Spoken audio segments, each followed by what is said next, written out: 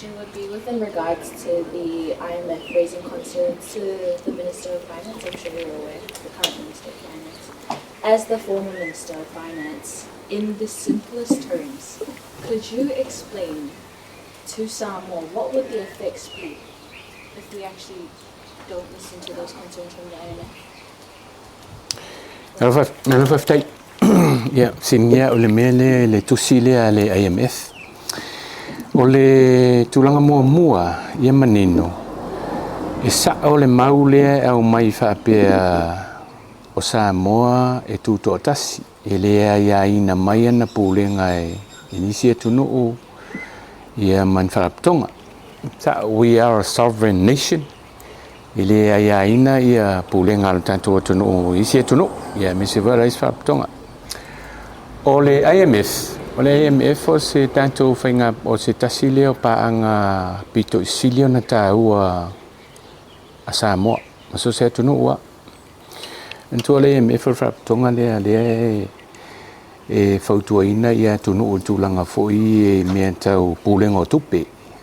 Meo, amisia mea tau financial stability. Meo tula whono mo whaing whawai.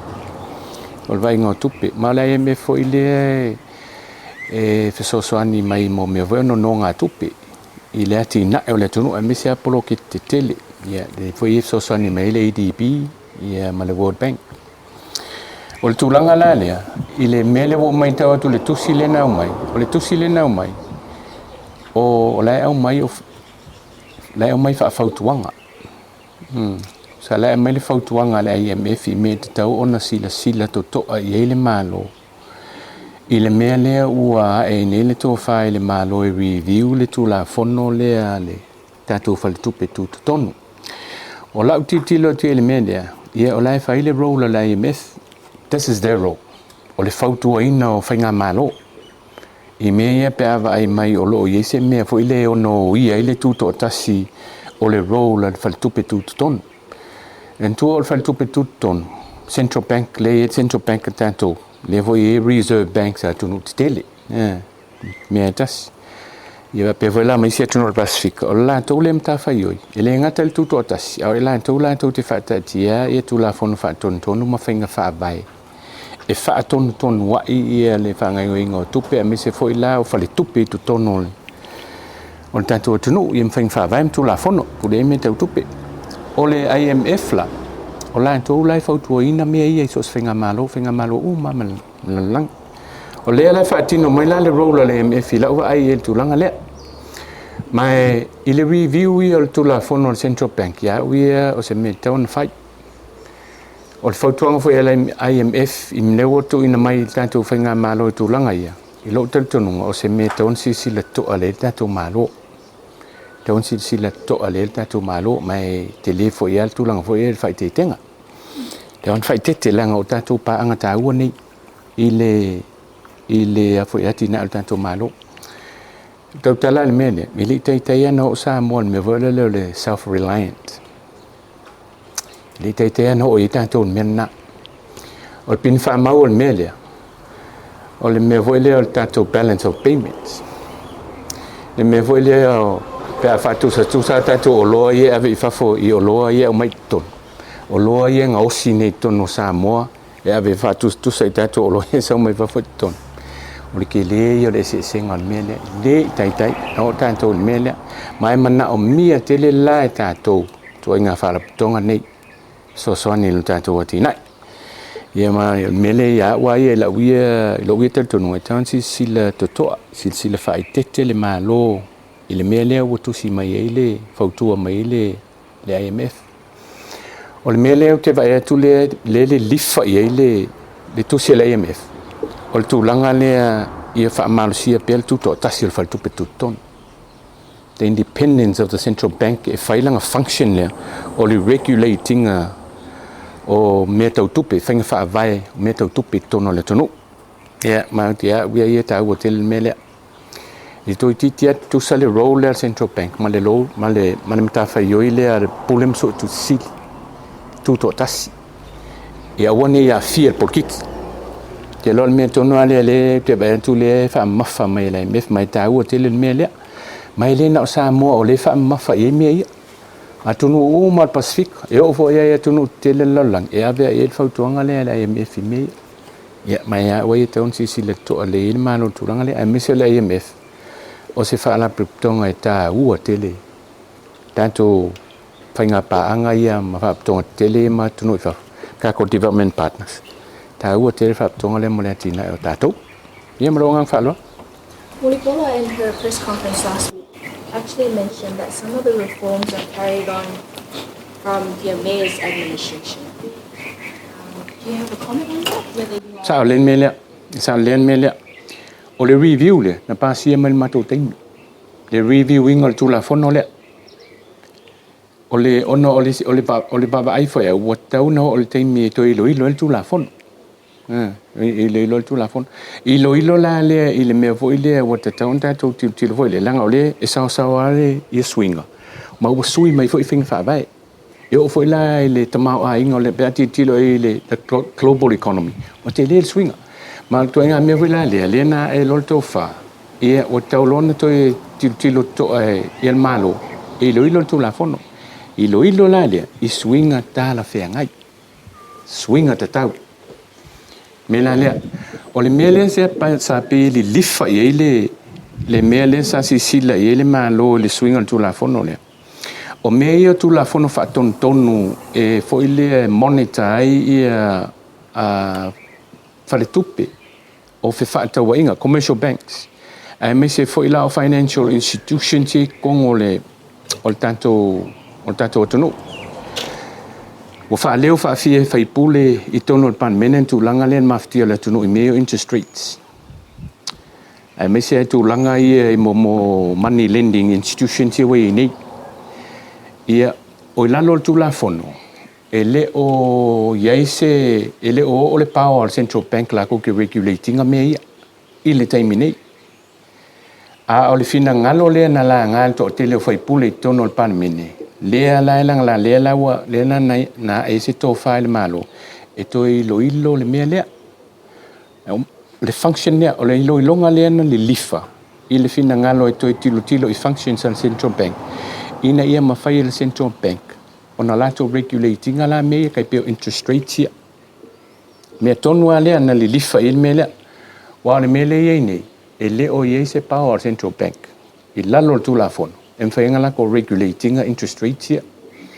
ia paula le so soani tons e mau mai malo it's through the central bank on mele le o le me tonu ale le na el to fa le malo e ilo le tu la fono pe il li fai e pe le mele u te va le tu si le au mai langa le u va ento le wa pe o le wa anga i fo ile i pulenga to tono le central bank ia la wa ia va ai fo le mai sila pe o le mele u te va le sila mai le il va ai mai le IMF pe o le au ia le independence o le central bank man tu tau na manino mele ia tu to tasi central bank it fengol na tu awange ya fi sporkiki fa pe u ma reserve banks ma central banks il lang me ton vola na tu mai la IMF pe tu langa la na il la tu polenga man mele lo tel tununga ton fa ti vo il tanto malu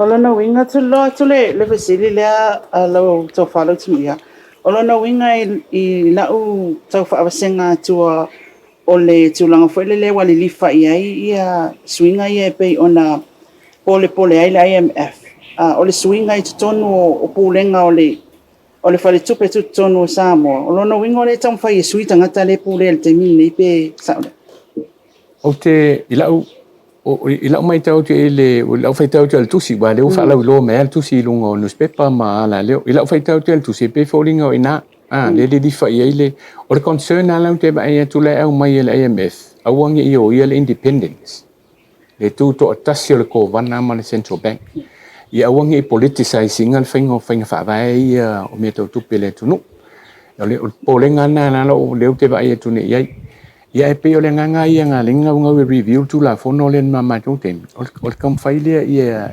fai ona ia le a mo le ma lo e so ani regulating or interest rates ni if so ani mele kangi mele tu no mo lunga ke le interest rates that was o le menga nga linga pe if so ani lo malo ko ilo tulafono ina ia mafai ona iai le sosoani le malo through the central bank la ko ke regulating ai la me ia wal terminate ia now interest rates are banks commercial banks de ia le amale central bank a isi la financial institutions ia ele o mfai ona o ia malo si angale ia o ila e tawala tonu atua ia le sosoani le malo i mea ia tangi mai fai pule ile o yo tangata interest rates ngi de lana ta elosto file malo ya wa kaunko ilo tu la fono ai tu ulo ye ne mfaiona apa tu central bank e set se ceiling mo interest rates ngi ni iba pe na tali mele tangi mele tunu.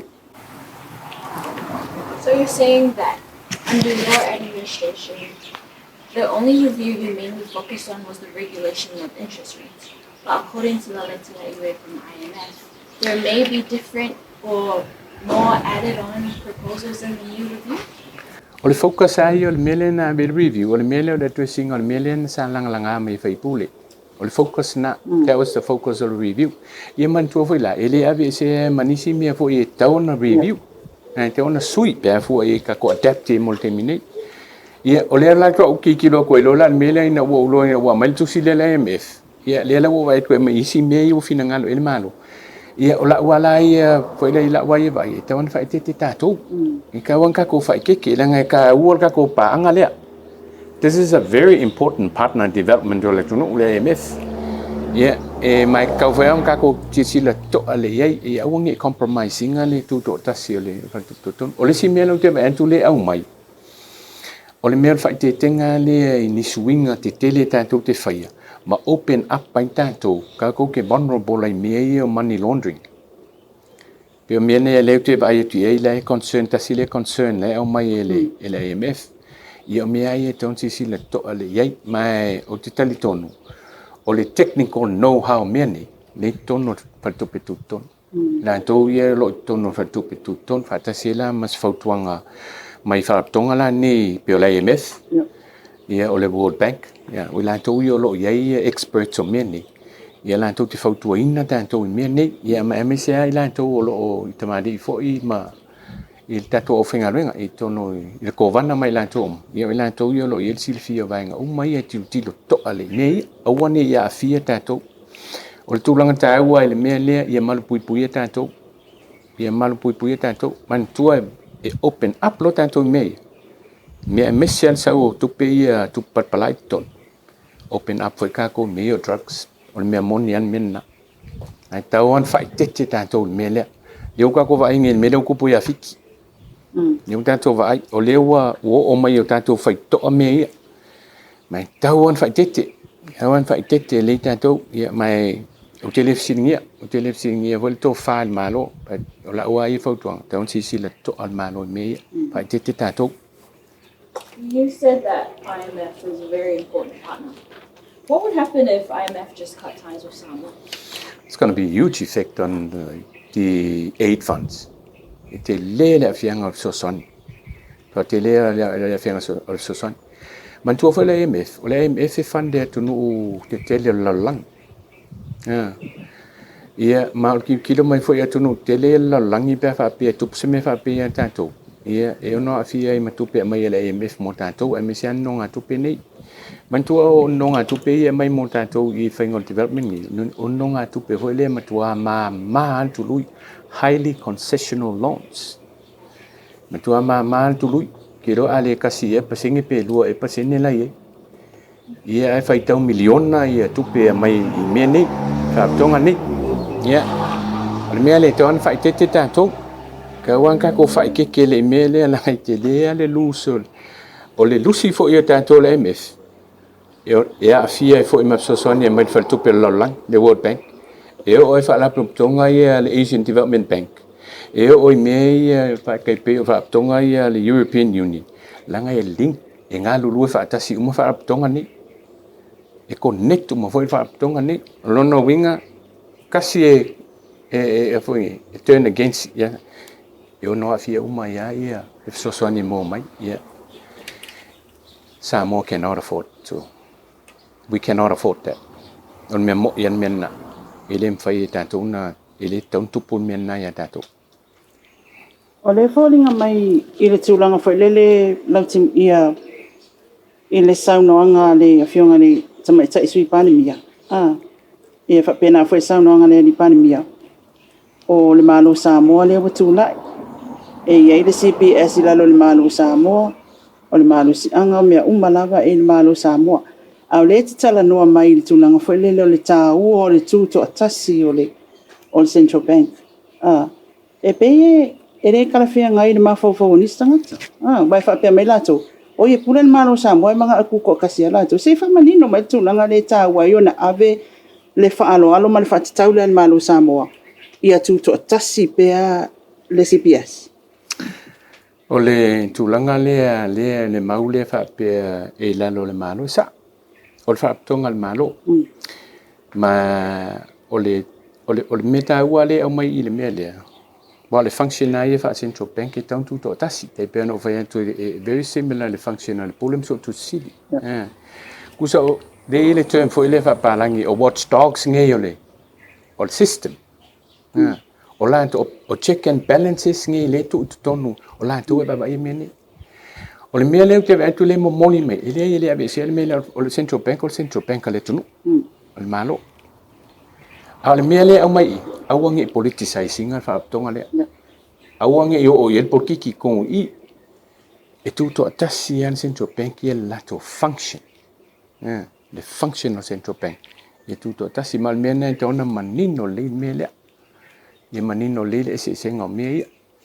In terms of administration, man tu voila. O whaaptonga al malo. I a appoint voila le kovana. E o lunga kabineta. O le mea rea le iai. O le ala solo ale mea lea. O le whaatinonga i o le ngā luenga wha Central Bank. Mai te tau ona manino i lalo le tūlafona. Tūto tasi. I also have questions in regards to the airplane, proposed airplane government. We were one of the last few people to see our budget. Can Samoa afford an airplane in the next 5 years? Mfai. Ala tandi ai mfai. Mfai le mea lea. Mai afa pe ya wa ia tele a wala mfai ya. Mtua tele a wala mfai ya. Mai mfai. Tele ia o wala mfai ya ile valele. Olo concernale sa racing for. I poi le cambio la fatino il branding o le company. We've got to have the right formula. Il faingo company ne pe fatu ile melne. Ya wa il fatu penga. M5. Al fsidi foi la o mea ia le ute va ia tua le foi algo e so swing. O to nga me is it the right timing? Mo tanto is it the right option? Mo tanto te minne. If it's the right option, how are we going to do it? What formula? A loan le malo? Of course we can loan to do it. Ia mantua, o mai mesa tupu ia tātou. O mai mesa tupu. Telefo ia o isi mea ai ki whai ai. Ia vai foi au ia wharapuptonga le malo.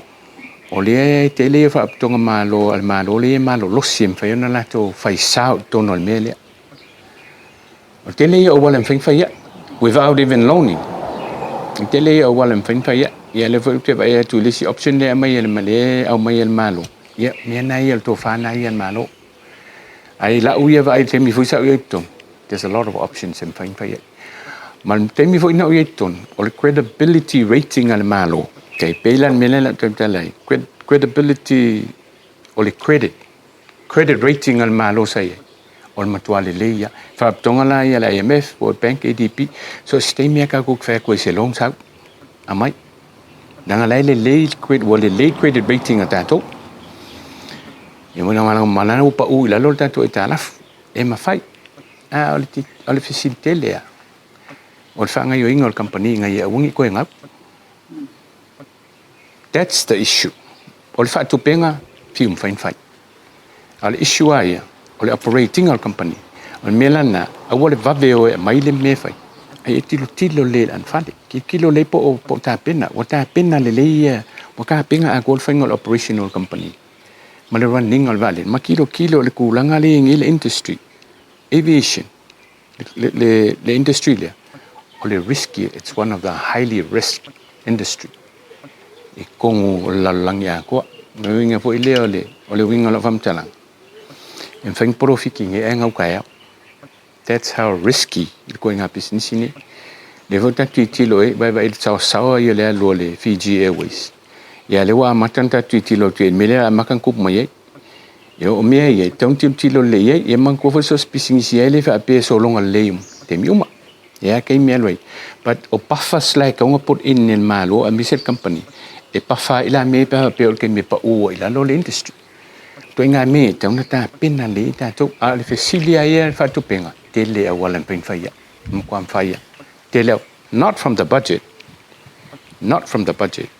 but it tele awala en pen fa ya en fen ka kolong en fa nga put in mai fa tong al malo film fen mele there are a lot of ideas in fen fa ya. Do you think that the government are using the right formula then? Well, ol mele ye tu al to fa al malo a fa al mele wa en fen ta tala le me for public shareholding.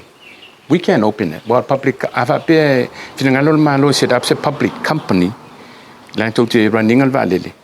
Open lola i al me for public shareholding. So set tanga nu wala le tu pa tongo company yo e kalesia. En fainga faila ko shareholding ko company. Yeah, ole me vo lai ko ngai. Yeah, ole risk. Yeah, you invested the risk. E tulanga ia mi sei mini company. Yeah, ava per sila len malo ol mele te ona ngai. Yeah, I'm sure if I bring research mang menga ai le faien mele.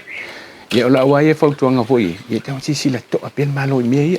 Al tulanga fa tupen. O ko ni mau wala fain fa ku. Mai film fain fa. Ola uia lava fesili ole salaina o ale ma no anga se tatu tinu. Lau tau whanau tim ia. O leo fa ai lo finangalo ma fai i le tu tau seleni. Te leo aitia ma tūlanga e mwhai ona mawasta tō wa alele rona tau. O tūlanga umana ia, e pe ona tā ole risk o lea fo i tū a inga atina. E te taula ona tali e tangata uma i te me ngā wai i te me e sōlonga lele iei. And e tātou te mana o mia, ia ni tangata e loa ma iele aitia lea. I loa o lai ngau, i loa fo i o lai lele lei mal sōlonga manuia. Ola sa ole o lau sauna. Yeah. Awal mela le tong sila to el malo ava pe open ni apple company for public shareholding e ka vola wa ka lola ta auto vola e aula pe ilalo o foile o le tula fon il kulanga foile o le mela fai i shareholders ni pe ava pe ai ngau company usar ko nga mena tong ta pe no mai le me yo me umai ta pe na ele o me umai ka kilo le mea le open up company for public shareholding it's quite risky. It's a very risky option, but it's a viable option. A viable le mea e fa lango ala le leona on fire company Malaysia le mea. Ia ko nga mea le for the investors e ka kilo le what will happen to my money pe ngau company. O yengi mea o yengi pa fa so ku kongwe. Ia wala fo e ko recover ko nga mea fa pena. Ya me ai tong ti sila to ali al me ale singi me pem fai pelem fai kele o wala fai fai ka itele o wala fai fai pa wala me iki kilo ia polofiki ma successful il finger la operation na mai la ia le tulanga ile atina e tatu watu ile tamau ainga tatu watu o lea te le fesili ia o fesili nei ia matala fo iwa wala la fo mai lunga fa pia ko ki a bankrupt Samoa ona o tūlanga fo lele o tele mea i ofa o tele mea fo fa tūlai ia i le taimi nei ma fola fo i le whainga malu fo lau fionga sa i tanga tupere a se i tūlo le fa fonga mai e se tātou atunu ale atunu o lo e sila fia le dei tūlanga uma ma fofuanga o le economy o Samoa la so sila fia ia i tūlanga. Whaftai, la u taum whaia e whaapula i se poengana whaingo fien me lea. Tātou te tala noa loa te mau ainga le tunu. E kau ki kilo mo e normally tātou te tilo I le te mau ainga lalang. We look at the world economy. Mantua fo I o tātou. O Samoa is one of the most vulnerable economies le iei. Tu sa tātou male ai, tō tele o tunu o Pasifika le iei. E whaalango lango te le alo le tātou te mau ainga. Il te mau ainga lalang. Me lo tup lalang.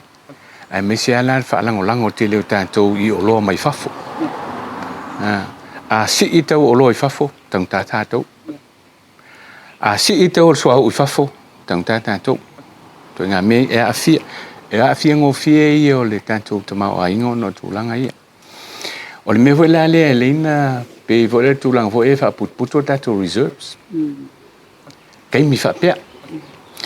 Ia, o le mela le ia au I e lau tilot ngi. Ia le ka e lau toi pose lilo le mele tupu mai nei I le taua le Iran. Le wa a fia I nei le supplier swa ulalang. Ia, toi fo I mai lola ia tuk ta no mua la ia te mau ainga le te min matu o ese. Te min matu o ese. Oka se reserve sa mo sa ye. Ia, te le tato reserve nga ye. Healthy ka ko reserve. Le ka ko cash flow. O la fo inga wa e grow tato te mau ainga. Pio mea ia. Ia o fo ila le ka ko kulanga le inflation. Nanga stable la. Ma le fo isa ele forecast. E taun si ilunga. Pea fa pela na continue mai pe whainga wha vai ia.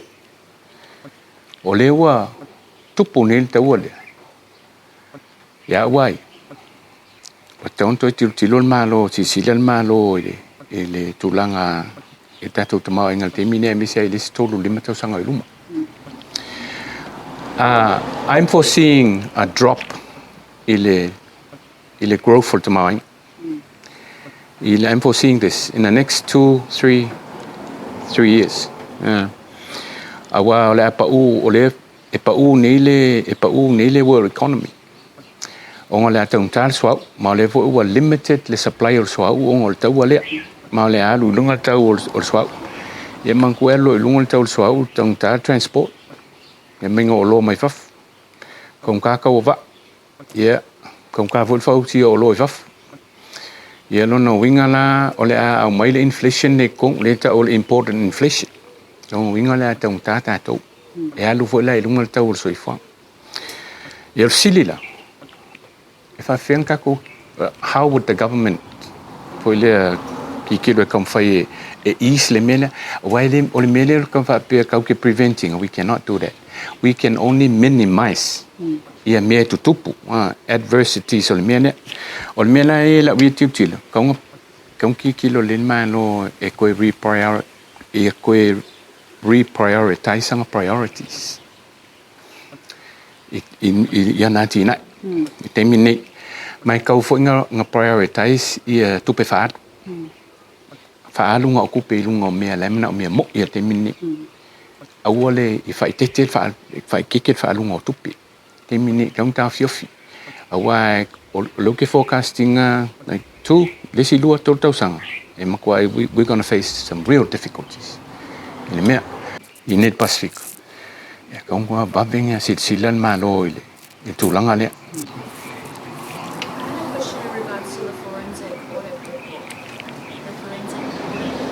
Yeah.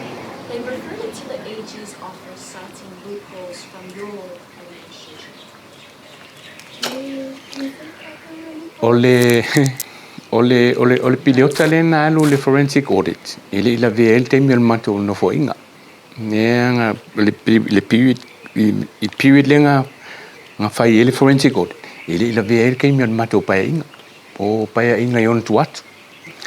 Yeah, ole mela la wa ave ole wa me na matu le lipoti. Yeah, ole kele o issues langa batu. It's procedural issues. Issues langa with the process. Fantinong process. Yeah, me se tu langa le tu langa mo me voi o fa mo mo. Yeah, okay, lord me la refer o ile voi. Loisi. O tu langa voi va ipe o ngo yengi mo criminal. Ani me foi ono afie ono avel tu la fon. Ya, o me masanya. o me masania o me vuinga sa fu fai ele tu o me wa o me ia o ni to nga me afa pe o ni me te una abel tu la fon e te tawana o tu la fon ia o tangan o le agency la malo e sa wel mele on tanga luengo leo ia ma i le lo isi ia ke lo me tona la le o fai ele avoi ele fenga malo le will refer lo isi e si la po ia ni me tona o tu la fon fai ni molianga men tu lang papena ia se ta totali awa fai o ia ia me ai te ona o tu la fon. At the time, when you were Minister of Finance, do you think it was worth taxpayers' money to re-audit the audit report? Ia o tasi lea fesili foi lea se alangona o tangata iai se alangona ia mantua foi o mea umane wo umunga audit ma wo umo foi ona fai ele li poti el tatou pulem so tu sili wa le mea le manino foi lalo le fa vai o tatou malo le tuto atasi o le ofisa pulem so tu sili ele a apa iai mai le o iai por kiki ona la tulanga ia afa tino longa luenga al pulem so tu sili ele fsinia sis a ave fo le poti le pulem so tu sili ele poti na il parlement ele li poki mai scapeneta pe li poki mai il mano e ave anga il parlement o check and balances la ia me o ila le fa vai ia so manatu ia o le mele o duplicate lenga luenga o duplicate lenga luenga ia e poi la silfia la tunu le mele ma la poi silfia el malo awa o le wo man fa tino nga luenga al pulem so to sili o le pulem so to sili e tutto tas ele ya fia ni nga luenga in fenga fa por kiki mania ya al capeneta po se fenga malo tutto tas man fa lipot ma wo o fo il panmin ya la vo fa nga so al panmin ya e pe ina le to fa va to so manatu ia alanga me e pulea le fenga malo ia tu la i foi le na ia fing fa vai on me foi le que foi ta ua le me le independence o institution ti langa o ile check and balance o system ako te pevela le melen o vai tu el central bank ta ua ia tutto tas el central bank o la fai mai na to i tu langa le ate ave yesu tus ona ele o family ina le process le pe na ta ele i maua mea umai sa tau na tulu loa e su tusi mama tanga luenga sa tau na nga i mai whai o lato leo ma mai whama maunga ia la sa whina ngalo i wala o fionga o si tangata o lea foi i tu a inga to mai i tu la fono ma anga waa ma tu langa inga luenga whatatiti a mene i o su tusi ya wai o te whai te le maulea langa e te leo lo talito nunga i to mai manga va ai le officiale le officer pulem so to si le te le fsinia o te le te no fsinia mai o le vote mala mala male fo i te mari fo i mai lan to o lo ye to no officiale they are highly qualified accountants and auditors ma o nisi fo i whatever nga wen mai mala mala male fo ma te tal tono fo a fa pe na tupu ni me fa pe ele me fa yona la to fa yese li poti vo i ni me fa fo ele o a fi ni me fa pe ma te tal tono vo ia ui li poti va to le official pulum so to sili pan menni ele o abatu ni li poti le ato to o la abatu lona ato anga ile sila vo le pulum so to sili ma le official o pulum so to sili le official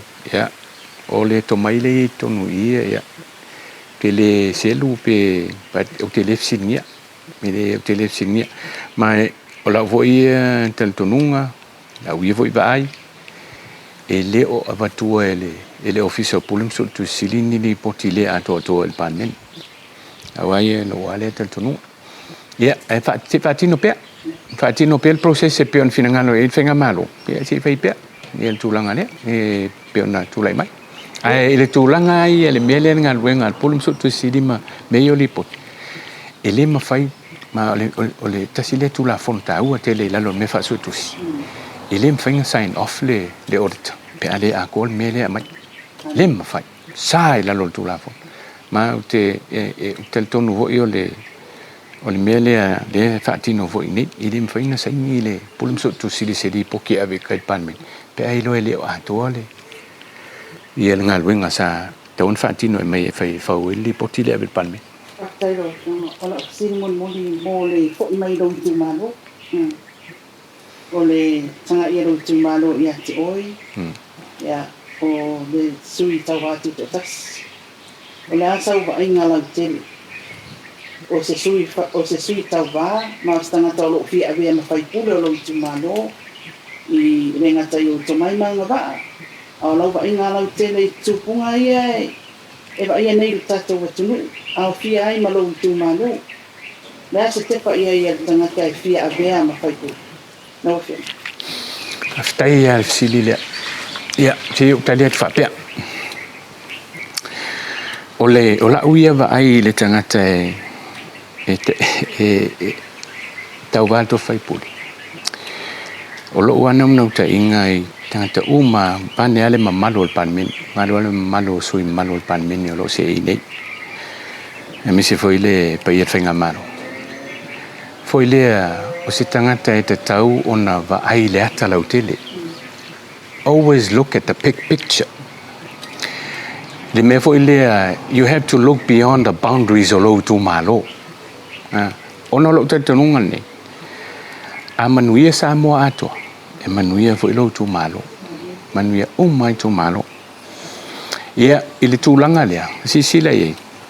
O mea ia mana o mea nei, tele o mea mana o mea nei to tonu o tu malo.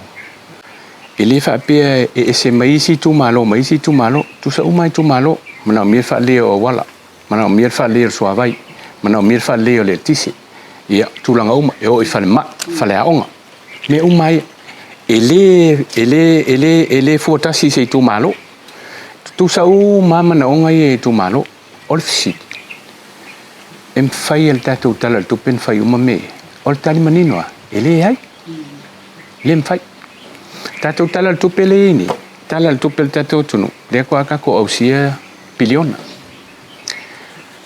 A whaapea tūlanga lea nau ta inga le whaapea e whai uma mea ia le taimia tasi. Mea ia mana onga umai tu malo ia 5 sultasi taimia tasi. A wala, vai, el tise, a onga whalma.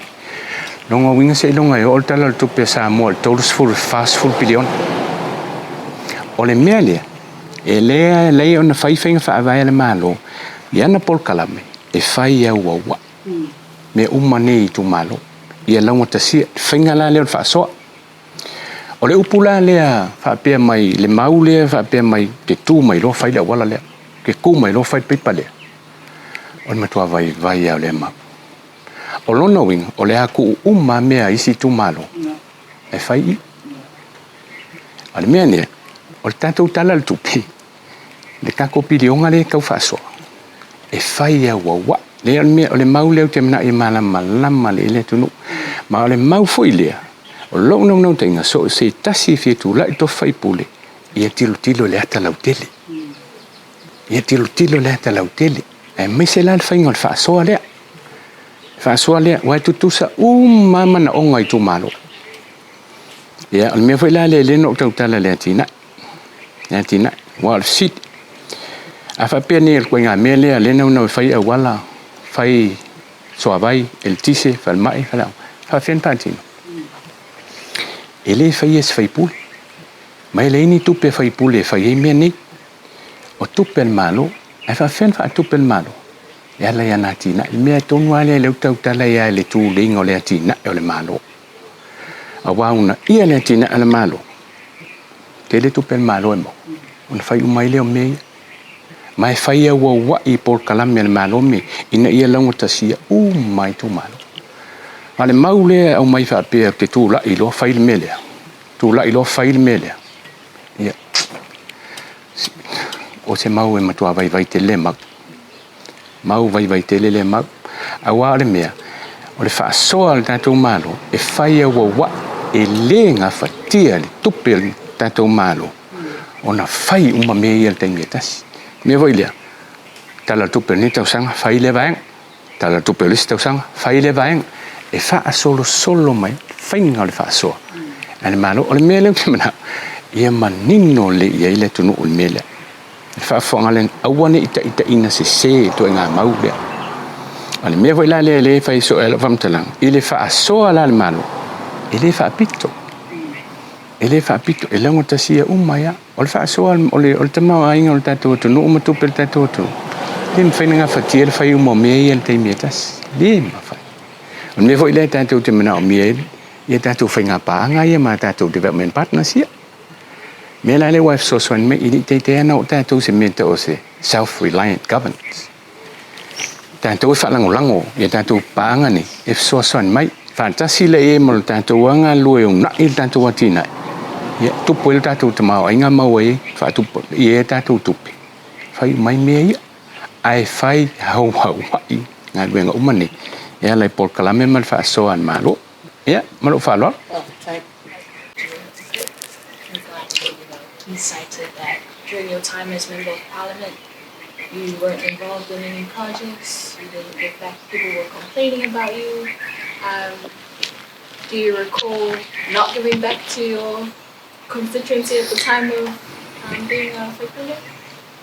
After any personal attack, and I would never stoop that low.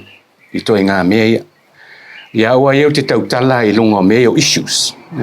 Lunga me issues. Ma me eu te fia tau tala. O te nau ia focus on to no issues. Ma personal attacks. O te li fia tau tala me la pisi, and I would never stoop that low going on mena. Al mele el tulanga le se o fa manino al mele e me se te lo issue le o mai fa pe o poloketi alo tu malo. Si le fo lo tu malo over sfulu afitanga tai ye.